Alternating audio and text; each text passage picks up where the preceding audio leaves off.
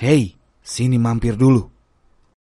Saya ngundang narasumber, tapi nggak akan disebutin namanya, akan disamarkan karena menghargai privasi beliau juga. Beliau akan sharing mengenai pengalamannya tentang pengalaman di Guna-Guna. Mau tahu ceritanya kayak gimana? Yuk simak. Apa kabar? Alhamdulillah baik. Iya. Manggilnya siapa ya? Siapa manggil? Bebas lah. Oh, panggil. Apa kabar Aisyah? Aisyah. Kita panggil aja Aisyah ya. Gimana sekarang kabarnya? Alhamdulillah sekarang baik. Udah baik ya? Iya udah baik. Lebih baik. Duh, makasih banget nih udah bela-belain datang ke sini mau berbagi ceritanya nih. Nah itu, lu kan pernah kena guna-guna ya? Iya. Itu tuh awalnya ceritanya gimana sih? Awalnya itu pas waktu dari kuliah lah ya, kerasa sakit kepala, sering mual gitu, sering sakit mah lah istilahnya. Tapi waktu itu karena nggak tahu ya, nggak dirasa, ya udah minum obat sakit kepala aja gitu. Selama kurang lebih 3 atau 4 tahun lah. 3 tahun ke 4 tahun. 3 tahun. Awalnya gejalanya kayak sakit mah. Iya, mual muntah terus aja gitu. Bukan asam lambung, bukan? Bukan. Waduh. Mual muntah perih gitu awalnya. Awalnya. Dikiranya lambung kan. Iya. Terus minum obat lambung, gitu lagi. Jadi lagi mungkin waktu itu dianggapnya mungkin saya salah makan gitu atau nggak jaga makanan. Tapi udah lama lah, pokoknya hampir tiap bulan tuh selalu ke rumah sakit, selalu dirawat. Tiap bulan? Iya. Selama 4 tahun itu. Bolak-balik ke rumah sakit? Iya. Bolak-balik ke rumah sakit. Terus waktu itu sampai mama aku bilang gini, udahlah, mungkin ini kayaknya bukan penyakit biasa gitu. Tapi nggak percaya waktu itu, masa sih gitu kan? Dapat santet dari mana ada gitu kan? Terus kata mama aku gini, udah mama mau berangkat umroh waktu itu, mau ikut nggak? Kamu ngedoa di sana, ngedoa pengen sembuh, pengen terhindar lah dari segala penyakit. Akhirnya aku pergi umroh bareng mama, bareng keluarga, berdoa di sana, ya aku pengen disembuhin lah dari penyakit aku ini gitu. Kalau misalkan memang ini penyakit dokter, sembuhkan. Tapi kalau misalkan ini memang bukan penyakit dari dokter, maksudnya bukan penyakit dari kesehatan gitu ya, mohon ditunjukkan gitu. Akhirnya setelah 2 minggu pulang umroh, parah banget. Oh, malah jadi parah waktu itu? Wah, parah banget. Pulang dari umroh tuh gue bener-bener udah sakitnya tuh kayak kepala diikat pakai kawat. Kepala? Oh, diikat pakai kawat? Seperti itu sakitnya, luar biasa. Kayak migrain? Lebih parah dari migrain. Sampai saya nggak bisa buka mata sama sekali. Gitu. Tapi sakitnya tuh dari mulai jam 6 maghrib. Oh, tiap sakitnya dari mulai azan maghrib? Azan maghrib sampai sekitar jam 1 malam. Sakitnya? Iya, jam 1 malam sudah mulai agak mending lah. Udah mulai bisa ditanya gitu, udah agak sadar. Jam 4 subuh biasa lagi. Kayak gak kerasa sakit aja. Jadi gak tidur? Enggak. Selama kurang lebih 3 mingguan saya terus itu tiap hari. Sampai dari situ akhirnya kan dibawa lagi ke rumah sakit kan. Terus waktu itu hari Kamis, masih ingat deh, hari Kamis jam 6 maghrib jadi lagi sampai sakitnya sampai saya guling-guling di rumah sakit, udah kayak orang gila. Gimana sih, teriak-teriak sakit, pokoknya sakit banget. Jerit-jerit gitu ya? Iya. Sampai dokternya pun datang heboh kan, ini kenapa ini? Dok, kata mama aku tuh, ini kenapa ini sampai sakitnya kayak gini? Apa emang obatnya nggak berasa atau gimana? Dinaikin lagi dosis obatnya kan waktu itu. Sampai udah disuntik aja, suntik biar dia tidur. Nggak tidur sama sekali. Disuntik juga nggak tidur? Nggak. Wow. Sampai dokter spesialisnya pun udah kasih obat dosis yang tinggi aja, biar sakitnya berkurang. Nggak ngaruh sama sekali. Akhirnya udahlah Bu, ini udah saya CT scan aja, takutnya ada kanker atau apa ya gitu. Di CT scan nggak ada apa-apa. Di CT scan juga nggak ada apa-apa? Nggak ada apa-apa, normal aja. Sampai akhirnya dokter udahlah berobat kampung aja gitu. Akhirnya besoknya pulang karena ya emang nggak ada apa-apa, orang pagi-pagi aku bisa jalan-jalan biasa main gitu, pulang. Terus waktu itu teh sebelum nikah sih kejadiannya ya, jadi masih sama suami tuh masih pacaran mungkin. Tuh akhirnya kan nelpon lah mama tuh sama mamahnya suami, Bu ini anak saya tuh sakit katanya gini-gini nih. Kebetulan mama mertua pun punya pengalaman yang sama kayak aku gitu. Akhirnya ya udah percuma katanya berobat ke dokter pun berapa kali pun pasti nggak akan sembuh-sembuh. Coba aja pulang nanti di rumah ngadain pengajian, suruh ngaji Yasin Fadilah gitu. Kalau bisa 40 orang lah panggil ke rumah ya, gitu. Kalau memang ini penyakitnya bukan penyakit dari apa medis, pasti bakal jadi sesuatu apa gitu. Waktu itu mama tuh nggak bilang sih apa-apanya, cuma nanti aja lihat. Setelah itu kan dipanggil lah 40 orang buat pengajian Yasin Fadilah. Nah dari situ saya udah kesurupan segala macam. Oh jadi kesurupan? Kesurupan. Awalnya pas mau maghrib, aduh kerasa badan gak enak. Bersegala berat, kepala berat, terus punggung berat. Pas ngaji 40 orang itu ngaji udah kayak orang gila, teriak-teriak, wah ketawa-ketawa ya kayak kuntilanak lah pokoknya itu. Nah itu waktu lagi kesurupan itu apa sih yang dirasain? Berat. Pertama berat di kepala, punggung sama pundak itu berat, merinding. Semakin ditahan, semakin aku baca-baca ayat Quran, semakin dia dorong buat masuk gitu. Jadi sebenarnya setengah sadar. Jadi kita nggak bisa ngontrol gitu mungkin ya? Setengah sadar. Kan ada yang bilang katanya kalau kesurupan nggak sadar. Yeah. Kalau aku sadar. Tapi apa ya? Aku bisa ngedengar, bisa apa ya waktu itu ngedengar apa yang aku ucapin sampai aku ketawa. Tapi aku tidak bisa ngontrol. Jadi aja kalau ketawa aja. Tapi aku tahu itu. Oh ini aku lagi kesurupan tapi mau ngelawan pun nggak bisa gitu. Oh gitu ya rasanya. Cuma kata orang katanya ada yang sampai kesurupan sampai nggak sadar gitu kan. Kebanyakan kalau aku sadar. Makanya cerita ke teman kan. Wah masa sih lu bohong kali, mana ada cerita kesurupan kayak gitu, pasti kalau rata-rata kalau kesurupan pasti sadar dong. Nggak sadar gitu. Ya nggak tahu. Tapi yang dirasain gitu. Itu tadi kayak gitu. Sadar, tapi misalkan ketawa-ketawa gitu, ketawa-ketawa sendiri gitu. Kita nggak bisa ngontrol ketawanya gitu. Iya nggak bisa. Oh gitu rasanya. Dia mau ngomong yang ngelantur pun aku sadar ya. Aku lagi ngomong ngelantur tapi nggak kekontrol gimana sih ya ceritanya ya. Ngerti maksudnya. Iya ngerti maksudnya. Jadi ngalir sendiri gitu, ngalir sendiri. Tapi kita nggak mau gitu kayak gitu. Gitu. Ini kenapa sih ketawa sendiri gitu, kayak gitu. Emang sebelumnya sering kesurupan gak sih? Nggak pernah. Waktu sebelum kejadian di Guna-Guna belum? Nggak pernah. Cuma sebelum kejadian itu aku sempat mimpi. Oh mimpi. Sempat mimpi. Terus sempat gini juga ada teman nih sebenarnya. Teh itu mantan minta nomor handphone gitu. Awalnya dari situ. Minta nomor handphone buat apa? Ya dia katanya pengen kenal lagi. Terus aku bilang ke temen aku ya, udah nggak usah ngubungin aku lagi gitu. Udah dia ngapain? Dia kan udah punya calon gitu. Ngapain masih ngubungin aku lagi? Aku bilang gitu. Terus teman aku nggak tahu nyampainya gimana lah ke mantan aku. Seminggu dari situ aku mimpi. Seminggu dari situ mimpi. Mimpi si mantan tuh datang. Katanya di dalam mimpi itu, kamu udah nolak aku, awas aja lu. Ya, selesain aja gitu akibatnya gitu. Ya aku nggak percaya apa sih, aku ceritain lah ke mama aku ya. Mama aku sempat mimpinya gimana, mimpi kedatangan mantan gini diceritain. Terus setelah itu 4 hari kemudian aku mimpi lagi, mimpi makhluk astral, mimpi makhluk kuntilanak datang ke rumah nempel di tembok. Besoknya langsung berhenti gue. Di tembok mana nih? Tembok rumah. Tembok rumah. Itu yang kemarin Pak Agung duduk di situ. Oh di situ. Gitu awalnya mimpi. Dan itu mimpinya berulang-ulang gak sih? Mimpinya apa awal aja? Enggak, sekali aja. Sekali waktu itu. Sekali aja. Kecuali pas udah pengobatan baru berulang-ulang terus.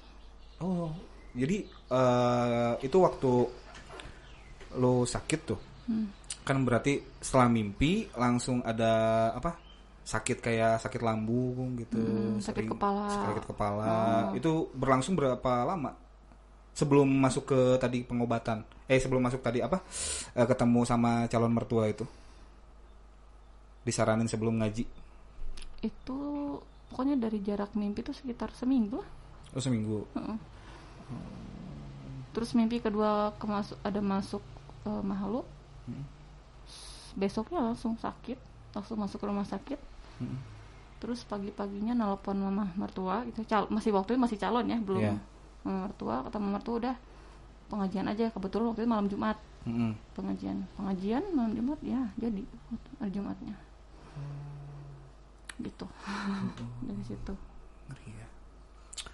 Nah, waktu setelah kejadian sempat berobat, udah berapa kali pengobatan? Ke mana, ke rumah sakit atau ke berobat kampung? Ya, berobat ke alternatif. Udah berapa kali ya, saya sering semenjak sakit itu sering berobat. Oh, sering bolak-balik. Iya, berarti nggak sekali langsung sembuh ya? Nggak sekali. Waktu itu sempat panggil guru ngaji aku di Ruqyah, malah parah. Jadi dia udah di Ruqyah, udah perut aku dipencet-pencet lah, kepala dipencet, udah nggak sanggup aku. Memang sih menyiksa jin yang dalam badan aku, tapi badan aku pun ikut tersiksa. Oh, ikut ke bawah kesiksa ya? Iya, sakit tuh, sakitnya ya Allah, udah perut dibejek-bejek, udah sampai muntah-muntah. Jadi lagi sampai ustadznya pun, wah teh ini saya harus panggil guru saya nih, kayaknya udah udah parah ini mah katanya. Kata dia sih yang masukin aku sampai 11 apa 12 jin gitu, nggak tahu. Wow. Gitu bilangnya sih. Makanya nanti saya panggil guru saya aja, soalnya ini bukan ini, saya masih ilmunya masih di bawah mungkin, kata dia gitu.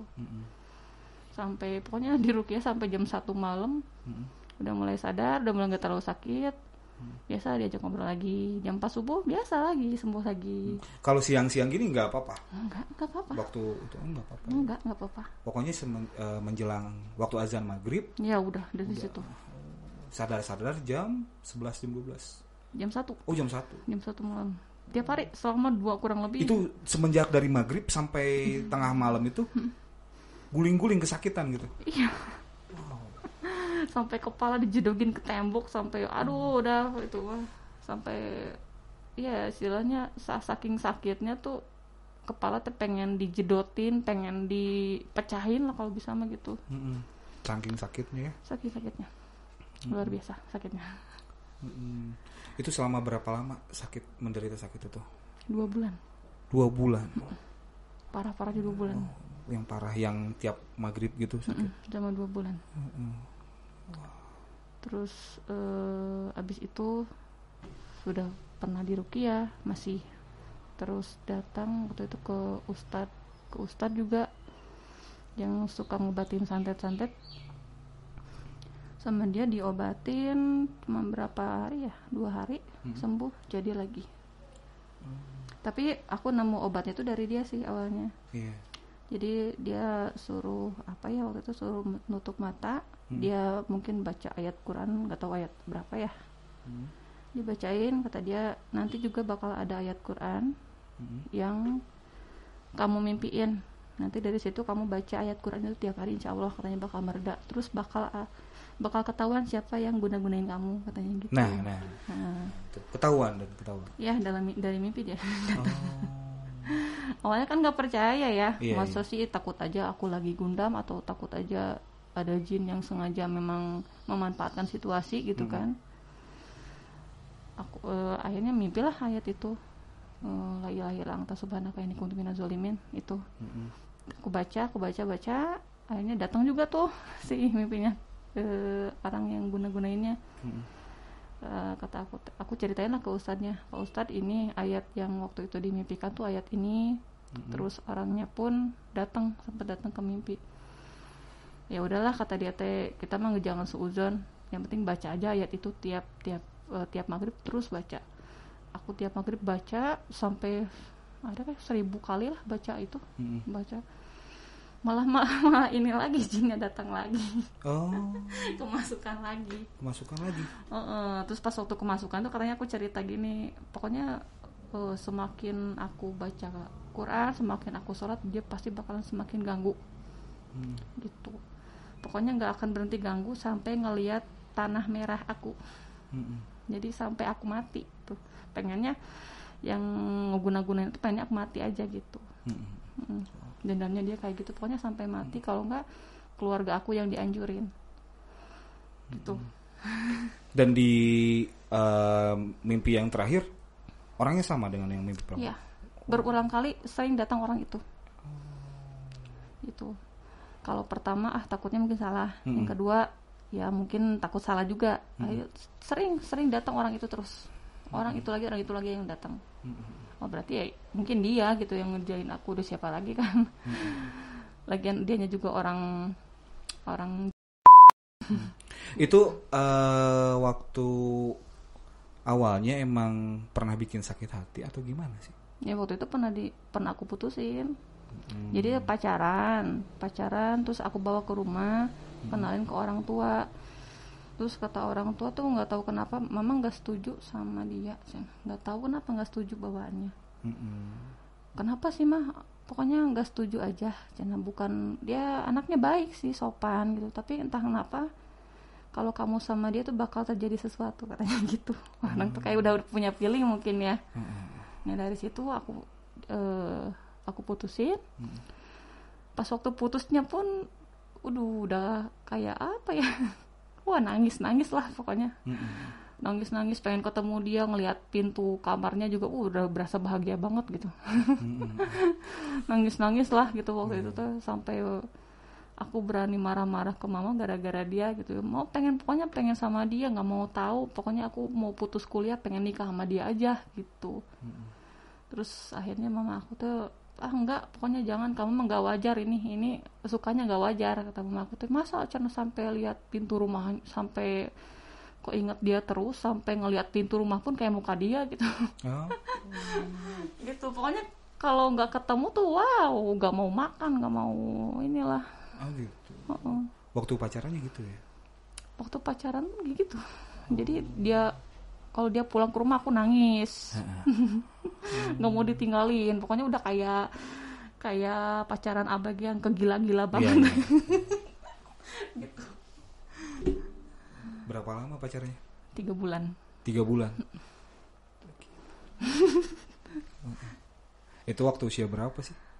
Waktu masih kuliah, 20. Kuliah. Udah lewat masa puber lah ya? Oh, udah lewat dong.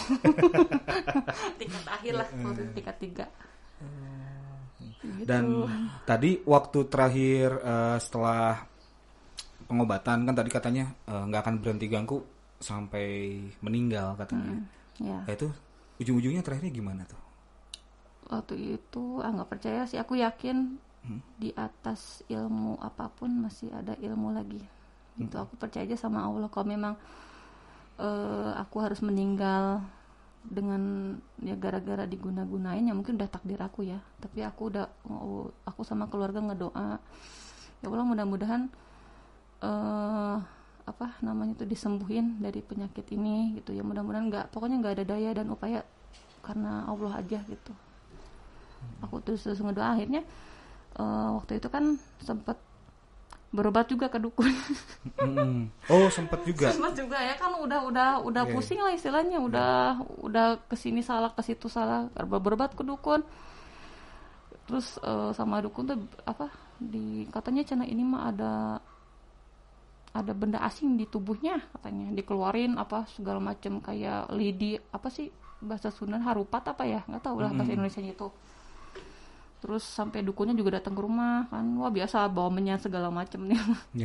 Terus badan aku dimasukin lagi jin tuh sama dia kan, buat komunikasi. Katanya buat komunikasi sama jinnya, pengennya apa, katanya gitu. Seperti itu. Waktu itu sempat direkam sih ya, cuman rekamannya dihapus karena udahlah nggak mau ingat-ingat lagi masa itu. Terus kata dukun itu di sini ada ininya ada semacam spionnya dia, Jadi tiap kamu sembuh pasti jadi lagi. Jadi kayak ada alat pemantaunya gitu.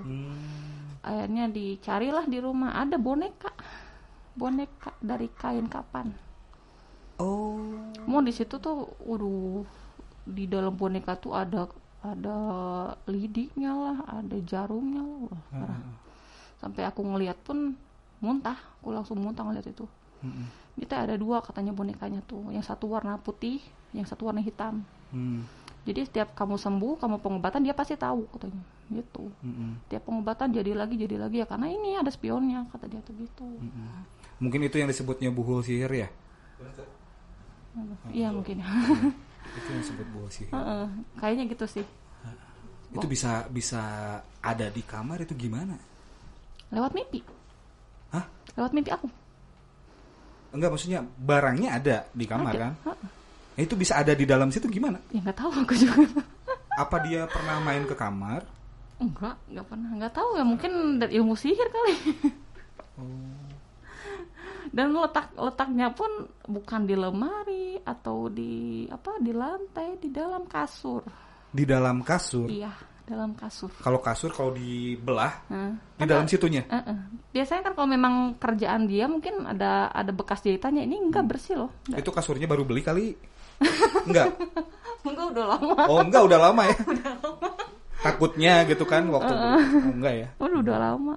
Gak nyangka lah kok bisa sih ada boneka kayak gitu di dalam kasur, padahal kalau dilihat kasurnya masih rapi gitu, nggak ada bekas jahitan, bekas bedelan orang. Ada 2 lagi. Ada 2 ya? Ada 2 lagi. Nah terus udah gitu gimana? Nah udah gitu kan udah diambil tuh. Ya sembuh lah, udah alhamdulillah. Berapa lama ya, sekitar 6 bulan lah. Terus habis gitu aku ketemu sama suami, bukan ketemu, nikah sama suami. Udah nggak ada masalah kan. Terus setelah 1 bulan nikah, gitu lagi, jadi lagi. Gitu lagi? Oh iya, sakit lagi. Sampai waktu itu suami pun, katanya aku tuh udah males berhubungan sama yang setan-setan kayak gini. Ternyata aku harus nikah sama istri yang kesurupan juga, katanya gitu. Oh, suami juga punya pengalaman kayak gitu? Oh ya, kan mama mertuanya? Ayah suami kan gitu, kena guna-guna. Oh. Kena guna-guna, wah itu parah. Beberapa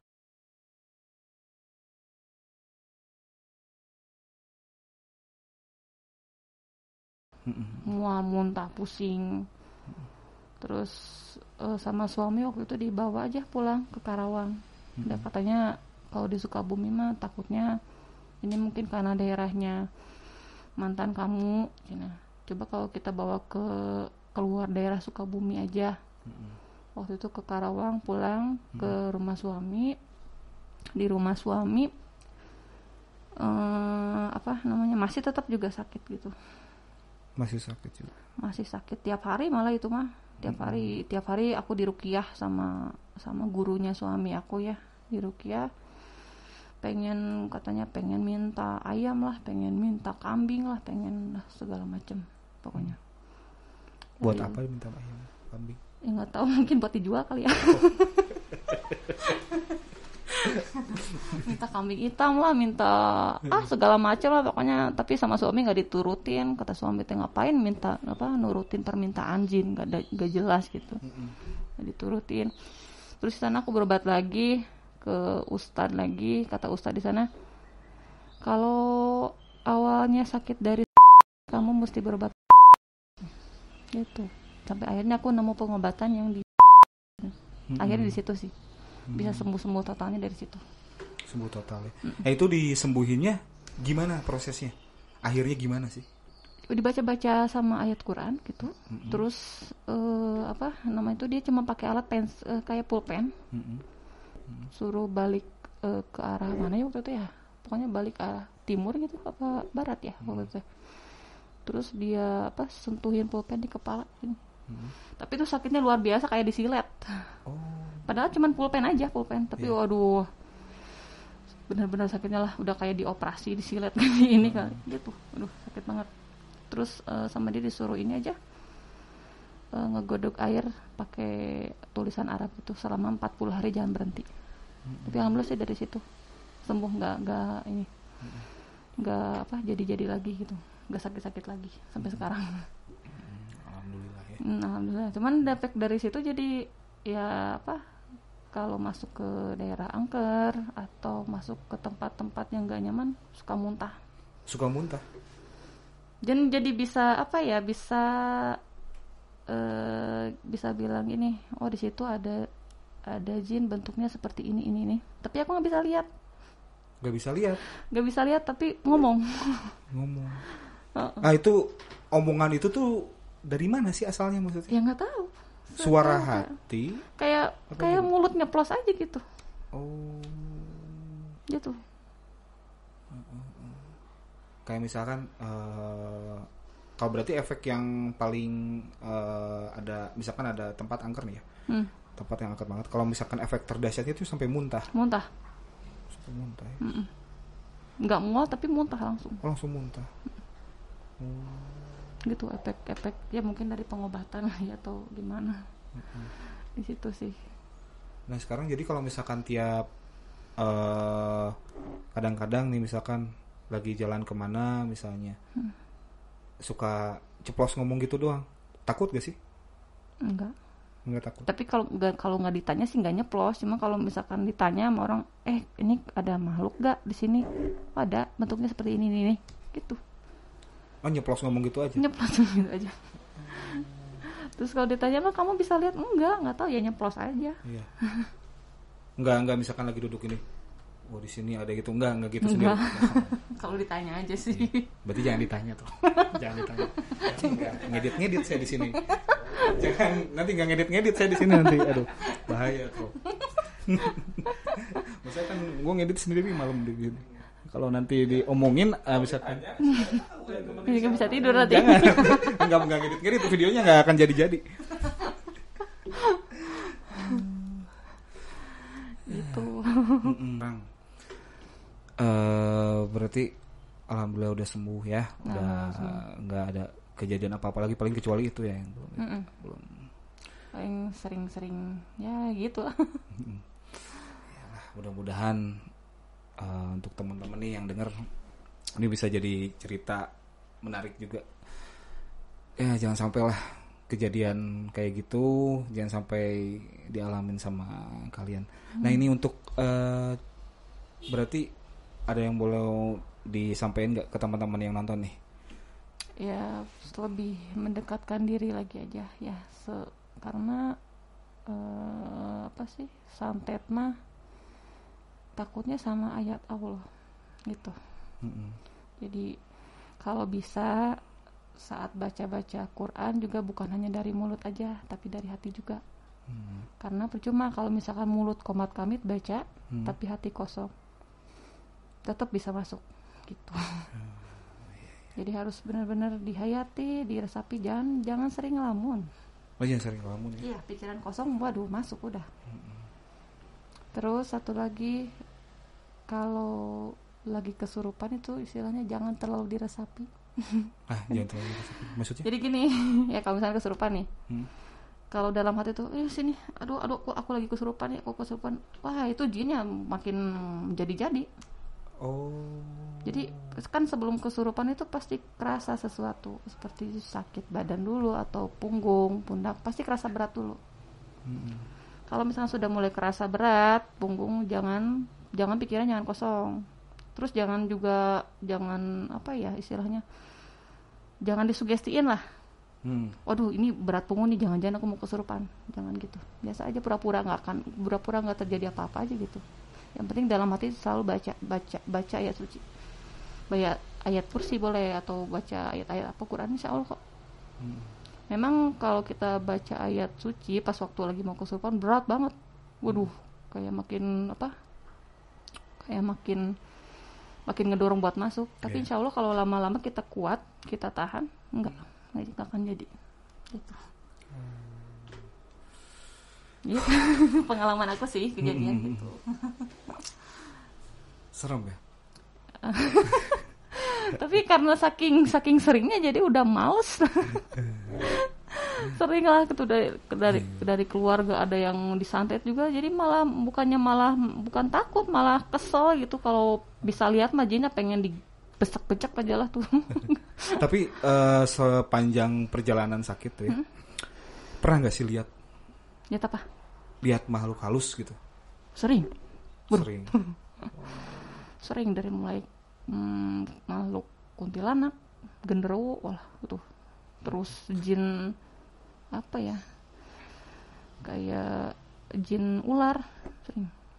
Itu ngelihatnya berbentuk nyata kayak kelihatan mata gitu atau ngelihatnya kayak pakai hati gitu, misalnya oh sini ada gitu. Nggak, waktu pas sakit mah belum ngeliat jelas nampak gitu. Dan itu serem, nggak kayak di film-film ya. Kuntilanak di film-film mah masih cantik segitu mah. Serem bu. Kalau di film-film kan paling pakai baju putih gitu, rambut rumah. Wah ini lebih wah serem lah. Kalau ngeri banget. Kayak gimana sih? Ya mau diliatin. Jangan. Ada Ustadz Tropi, jangan. Tenang. Kalau mau lihat tinggal buka aura aja. Oh bisa buka. Bisa buka aura. Tapi ya pasti kalau yang nggak kuat mah bisa gila.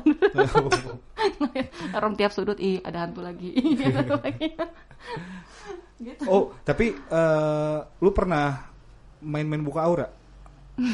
Waktu itu sama ustadz yang ngobatin aku waktu itu, yang suruh yang ngejelasin kalau ayatnya bakal datang di mimpi itu dibuka auranya. Kan kata dia supaya tahu. Itu. Jadi sama dia dibuka auranya ya ngelihat macem-macem lah. Tapi dari situ sama dia ditutup lagi sih. Tutup lagi, cuman mungkin ya ada bekasnya itu, jadi tidak bisa ngelihat dengan mata tapi bisa menjelaskan. Gitu. Mau dicoba dibuka? Enggak, udah cukup. Hidup saya sudah terlalu sibuk, jadi sudah cukup lah. Jangan ditambah lagi kesibukan yang lain. Nanti saya nggak bisa istirahat. Pasti awal-awal kalau ngelihat kayak gitu ya nggak bisa makan, bisa gila bener kalau nggak kuat. Iyalah pasti. Udah. Tad, ada yang mau ditanyain nggak Tad? Cukup. Oke, jadi mungkin itulah sedikit sharing dari Aisyah. Ini nama yang disamarkan ya, bukan nama asli. Ya, jadi untuk menghargai juga privasi beliau. Oke, thank you sudah mampir nih. Oh iya. Oke, let's close this. Hey, sini mampir dulu.